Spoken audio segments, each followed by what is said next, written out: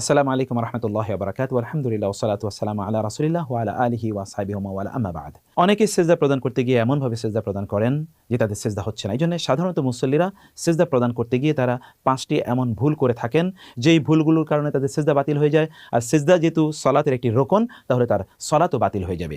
অনেকে না জেনে অথবা এই বিষয়গুলোর প্রতি কোনো অবস্থায় তিনি ভ্রুক্ষেপ প্রদান করেন না, এগুলোকে তিনি আমলে নেন না, এগুলোর ব্যাপারে তার জানা নেই, এই কারণে তার সিজদা বাতিল হয়ে যায়, তার মানে তার সালাত বাতিল হয়ে যায়। আল্লাহ সুবহানাহু ওয়া তাআলা আমাদেরকে এগুলো বুঝে সালাত আদায় করার তৌফিক দান করুন। ৫টি এমন বিষয় আছে যা কমনলি আমরা ভুল করে থাকি।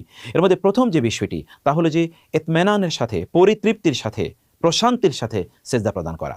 রাসূলুল্লাহ সাল্লাল্লাহু আলাইহি ওয়াসাল্লাম বলেছেন, সুম্মাসজুদ হাত্তা তাতমাইন্না সাজিদা, তুমি এমনভাবে সিজদা প্রদান করো যে তুমি পরিতৃপ্ত। কারণ মনে রাখতে হবে সিজদা এত গুরুত্বপূর্ণ একটি ইবাদত। আল্লাহ সুবহানাহু ওয়া তাআলা জাহান্নামকে নিষেধ করে দিয়েছেন, কোনো ব্যক্তি যদি জাহান্নামে যায়ও তাহলে সিজদার স্থানটি যেন কোন অবস্থায় জাহান্নামের আগুন যেন সেটিকে ধ্বংস না করে ফেলে। আল্লাহ সুবহানাহু ওয়া তাআলা ব্যক্তিদেরকে সিজদার স্থানগুলো ধরে ধরে কোনো এক সময় জাহান্নাম থেকে তাদেরকে বের করবেন। রাসূল সাল্লাল্লাহু আলাইহি ওয়াসাল্লাম বলেছেন, একজন ব্যক্তি আল্লাহ সবচেয়ে বেশি নিকটবর্তী হয়ে যায় সিজদারত অবস্থায়। আল্লাহ রাসূল সাল্লাল্লাহু আলাইহি ওয়াসাল্লাম আরও বলেছেন, এই সময় আল্লাহ সুবহানাহু ওয়া তাআলা আমাদের দোয়া কবুল করে নেন। তিনি বলেছেন, ফাকামিনুন আন ইউস্তাজাবা লাকুম, যে এই সময় তোমাদের দোয়াগুলো কবুল হয়ে যাওয়ার শ্রেষ্ঠতম একটি সময়। অতএব এই সময় আল্লাহ সুবহানাহু ওয়া তাআলার কাছে আমরা দোয়া করি, তাসবিহ তাহলিলগুলো আমরা পড়ি। অনেকে এমনভাবে সিজদা প্রদান করে যে সিজদা দিচ্ছেন এক সিজদার উপর আরেক সিজদা, সিজদা থেকে তিনি ঠিকমতো বসেনও না, বরং তিনি আরেকটা সিজদায় চলে যাচ্ছেন। দ্রুত তিনি তাসবিহ তাহলিলগুলো তিনি ঠিকমতো আদায় করছেন না, তাহলে তার সিজদা হচ্ছে না, সালাতও হচ্ছে না। আপনারা জানেন সেই বিখ্যাত হাদিসটি, কোন একজন ব্যক্তি সাহাবী তিনি সালাত আদায় করলেন রাসূল সাল্লাল্লাহু আলাইহি ওয়াসাল্লামের কাছে, এবং তিনি সালাত আদায় করে রাসূলকে সালাম দিয়ে রাসূল বললেন যে এর যে ফসলি ফাইন্নাকা লাম তুসাল্লি, আবার যাও নামাজ পড়ো, তুমি নামাজ পড়নি, কারণ তিনি ঠিকমতো রুকু সিজদা প্রদান করেননি। রাসূল বলেছেন এই সকল ব্যক্তিরা সবচেয়ে বড় চোর, যে আল্লাযী লা ইউতিম্মু রুকুআহু ওয়া সুজুদাহা, যে নামাজের সিজদা এবং রুকুগুলো ঠিকমতো প্রদান করে না, প্রশান্তির সাথে প্রদান করে না। সিজদা যখন দেবেন আপনার শরীরের অঙ্গ প্রত্যঙ্গগুলো যেন প্রশান্ত হয়, সবগুলো অঙ্গ প্রত্যঙ্গ তার ঠিক মতো জায়গা মতো গিয়ে আছে, এগুলো সব কিছু সুন্দর অবস্থায় আছে, আপনিও প্রশান্ত ফিল করছেন, খুবই ধীরে সুস্থে আপনি আল্লাহ সুবহানাহু ওয়া তাআলার সামনে সিজদা প্রদান করবেন। মনে রাখতে হবে আল্লাহর সামনে আপনি সিজদা দিচ্ছেন, সেজন্য সিজদার ক্ষেত্রে প্রশান্তি এরভাবে যেন আমরা সিজদা প্রদান করি। ১ নম্বর, কেউ যদি প্রশান্তভাবে সিজদা না প্রদান করে তাহলে তার সালাত হবে না। আর ২ নম্বর যে বিষয়টি তা হচ্ছে ৭ অঙ্গের উপর সিজদা প্রদান করা। ৭ অঙ্গের উপর রাসূল বলেছেন, উমিরতু আন আসজুদা আলা সাবআতি আযমিন, আমি ৭ অঙ্গের উপর সিজদা প্রদান করতে আল্লাহ সুবহানাহু ওয়া তাআলা আমাকে নির্দেশ প্রদান করেছেন। সেই ৭ অঙ্গ কি?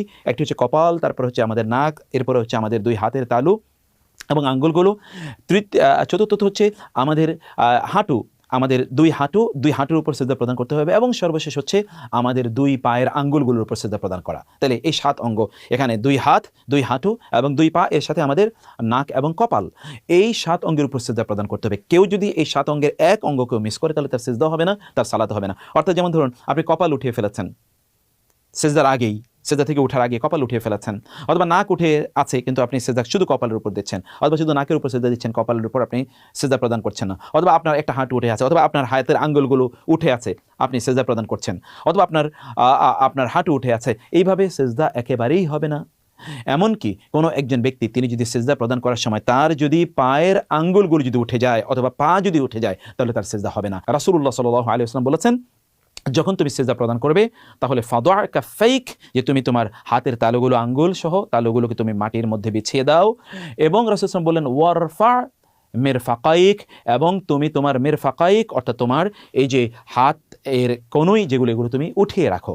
এটি হচ্ছে তৃতীয় বিষয়, যে আমরা সিজদা প্রদান করতে গিয়ে কোনো অবস্থায় যেন আমাদের এই হাতের যে বাহু আছে এগুলো যেন মাটির সাথে একেবারে লেপ্টে না যায়, মিশে না যায়, এবং আমাদের এই হাতের যে কোনোই আছে অথবা এই যে বাহু আছে এগুলো যেন কোনো অবস্থায় আমাদের এই পাঁজরের সাথে যেন লেগে না যায়। এভাবে যদি পাঁজরের সাথে লেগে যায়, অথবা হাত যদি পায়ের সাথে মিলে যায়, অথবা হাত যদি উরুর সাথে মিলে যায়, অথবা হাত যদি মাটির সাথে একবার লেপ্টে যায়, তাহলে আমাদের সিজদা হবে না।